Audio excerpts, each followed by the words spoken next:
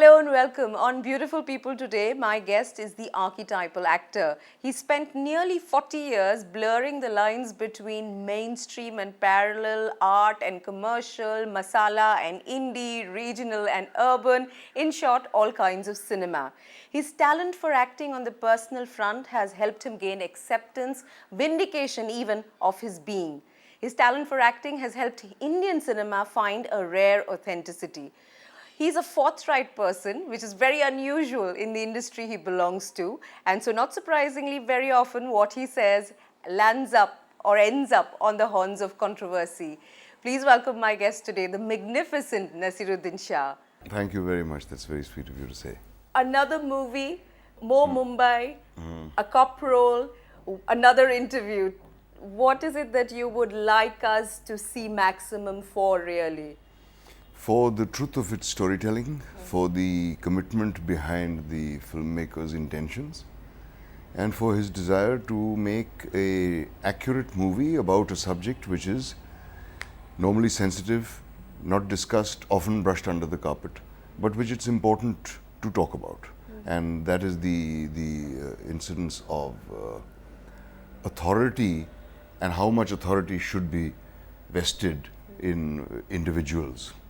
Basically, that's what the film is about. How are you picking your roles? Because, you know, ever since, I think, Bombay Boys, which was, I think, in 1999, you have become the patron saint of all these guys who've managed to, get the funding to make films that are not quite parallel and yet not mainstream. I go by instinct entirely.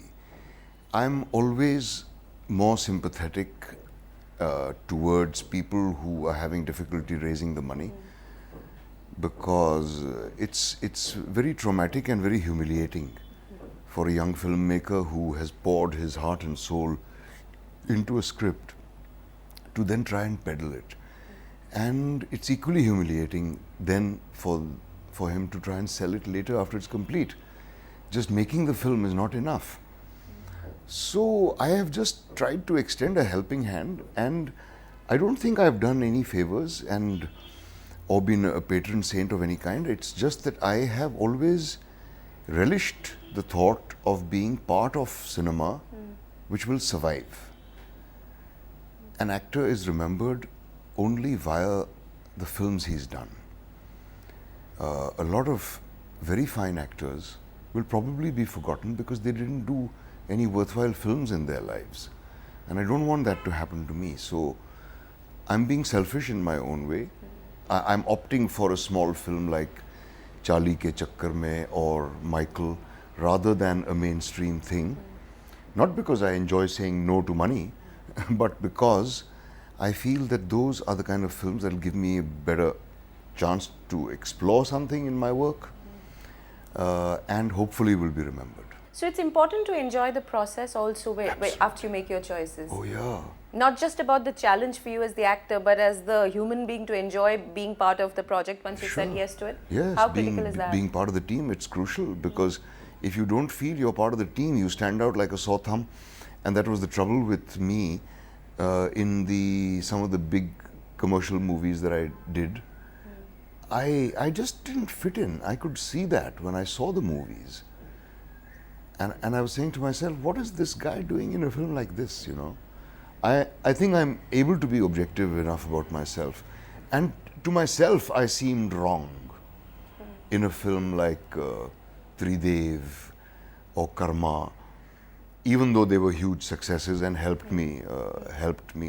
But it was important for you to explore that, isn't it? Yes. To give it a shot. Sure. Why was that so important at that time? Everybody who becomes an actor because he wants to be popular.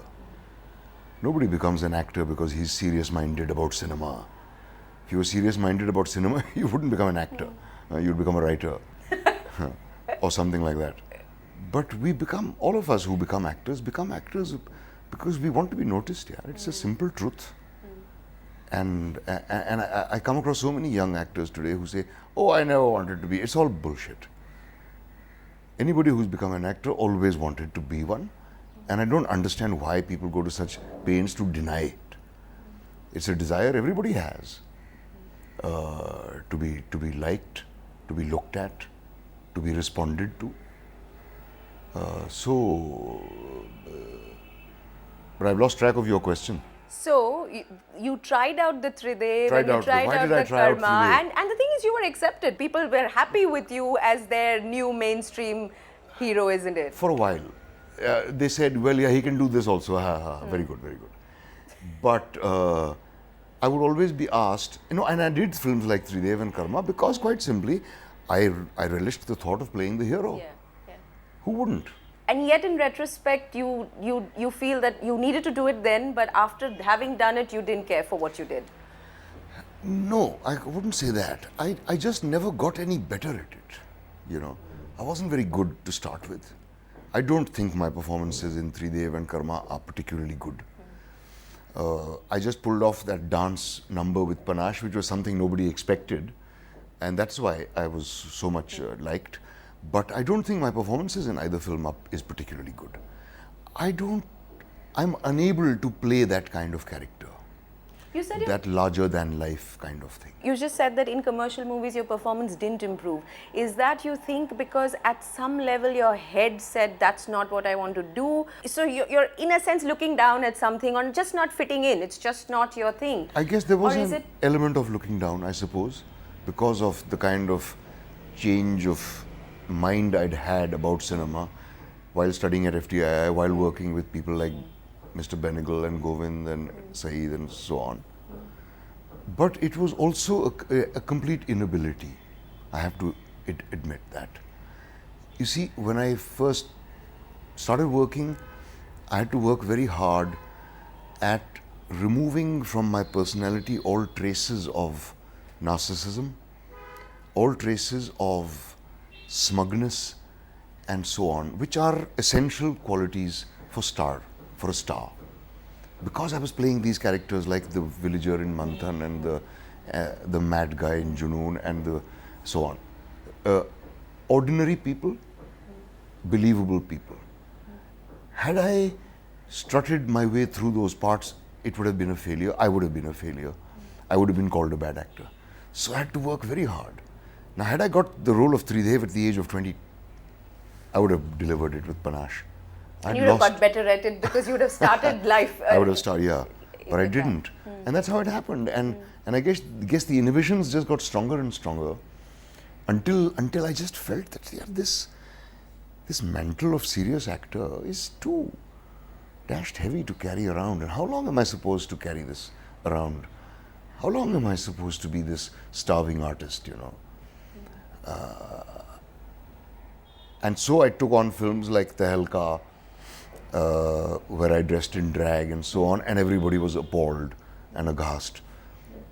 I don't see why anyone should be. I was just trying out something. I needed badly to lose my inhibitions about certain things. And so when you did Dirty Picture last year, and which we saw early this year, did you feel, in a sense, it was a chance to sort of... To exorcise. Yes. Yes. Also... Because you were playing the star whose claim to fame was that he did everything that Naseeruddin Shah doesn't do well or claims not to do well. Yeah. Yes. Also because there was a certain element of taking the mickey out of that character. Exactly. That is what I enjoyed. If it had been a serious business, if I had to do that song utterly seriously, I wonder whether I'd have been able to pull it off.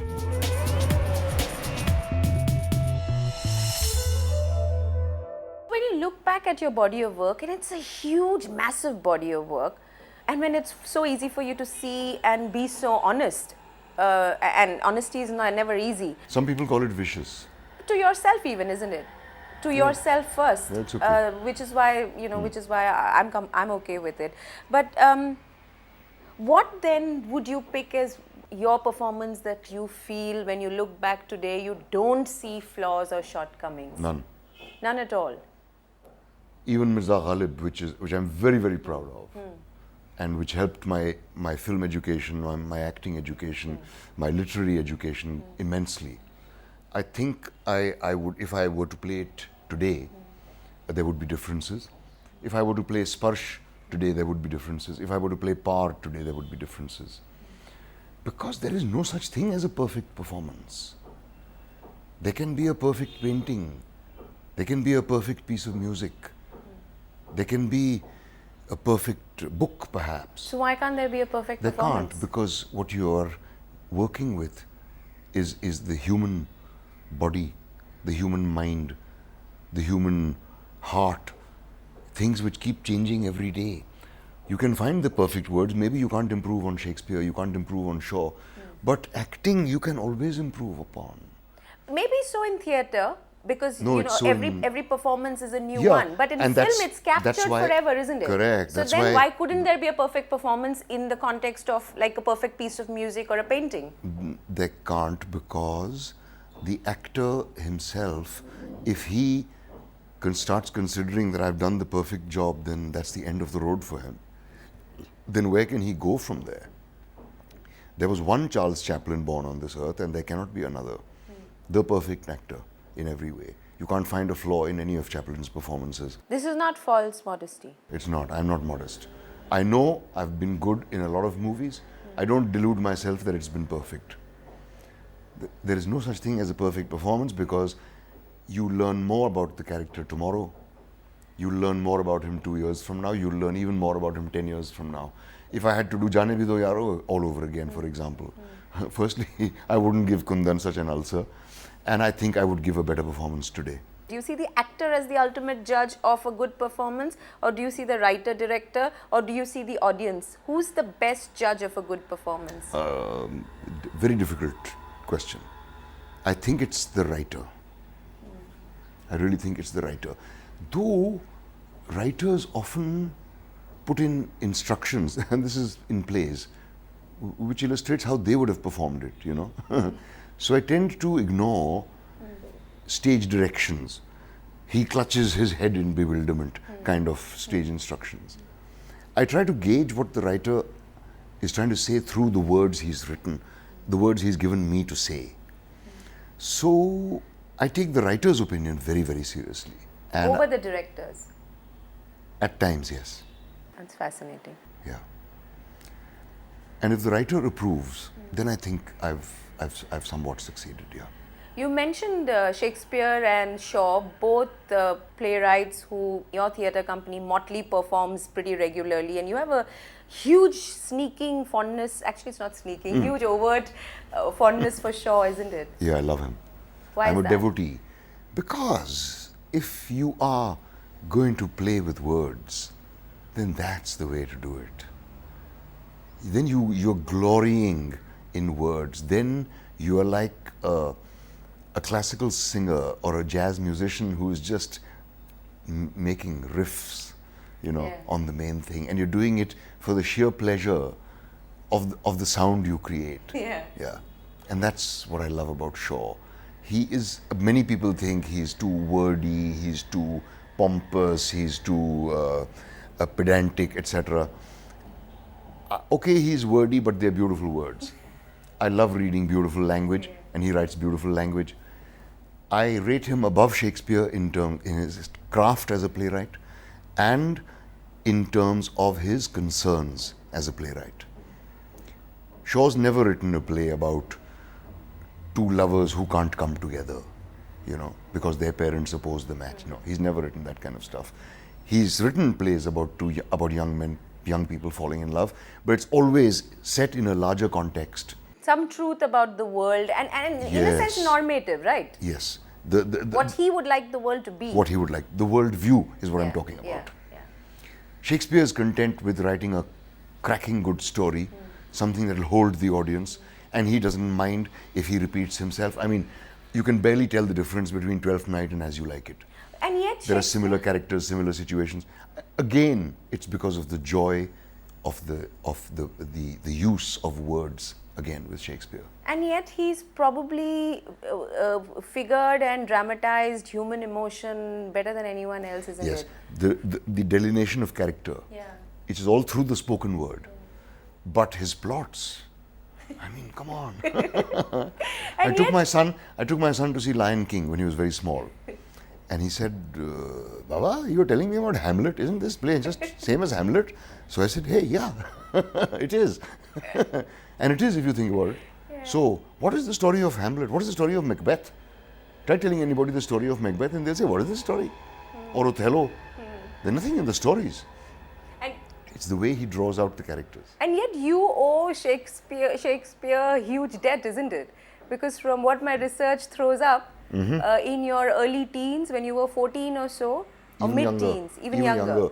I saw Mr. Kendall, Yeah. the magician, Mr. Kendall. And then when you performed for the first time is when you finally felt good about being alive and who you are, isn't it? Yep. And that was, you were reading That was out Shakespeare. Shylock. Shylock. Yep. Was that Hath Not a Jew Eyes? Was that the... Of course. What else? I was dying to do that speech. I'd heard Mr. Kendall do it a zillion times.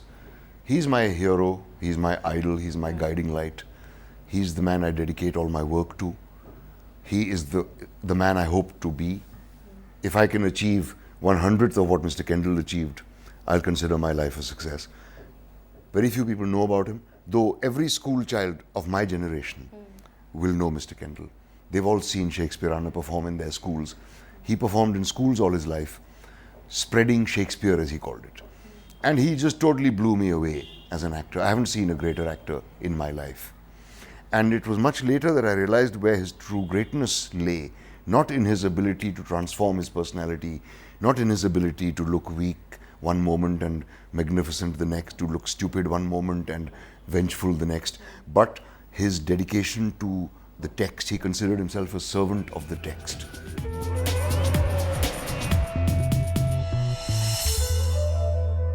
A lot of young people today will know you because of Wednesday and Iqbal and Dirty Picture and Ishqiyan and a whole bunch of other films.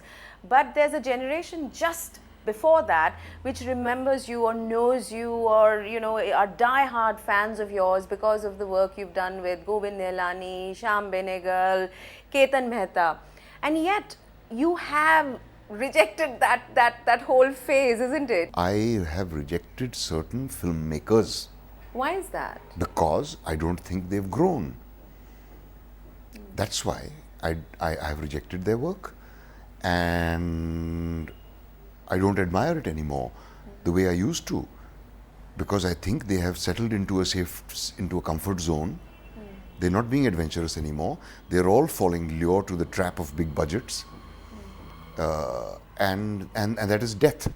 But didn't you have the freedom to explore yourself different kinds of cinema, and happily so, unhappily so? But you had the freedom. But so why would you deny them the freedom? But I never abandoned the alternative cinema. I may have been doing Tridev, but at the same time I was doing a Genesis. I may have been doing Karma, but at the same time I was doing a Par. So I never abandoned that cinema. I decided not to work with certain filmmakers again. And I lambasted them. I agree, I was a bit harsh. I should have chosen my words more diplomatically, but diplomacy has not been my strong point. And if you've got the right to say what you like about my work, then I have the right to say what I like about your work. And if I were repeating myself as an actor in film after film, would you work with me again? If I was giving the same performance in film after film of yours, would you cast me again? So if you're making the same film time after time, why should I work with you? So that's where the sort of rejection came from, where you're concerned. It was to do with the quality of their work, and I'm not ashamed, and I've said this to Ketan and Govind to their faces, that I do not care for the films they've made. With Govind post Ardh Satya, and with Ketan post Mirch Masala. Because I don't like for their me, films, Mirch Masala and they are was- entitled fully to criticize my work. And So they you're do. saying it's personal. It's about a few people. It's not about that entire movement, for lack of a better word, of that time, Good which cinema? gave us those. Would I films. dismiss good cinema? Am I a moron? Why would I dismiss Okay, good so cinema? let's talk about you as a filmmaker. I'm a bad filmmaker. No, but you know, you got mixed reviews. Some people liked it, some people didn't come like on, it. reviews. Yeah, It's very okay. easy to get a good review. You didn't like it. You didn't like what no. you did. I was incompetent.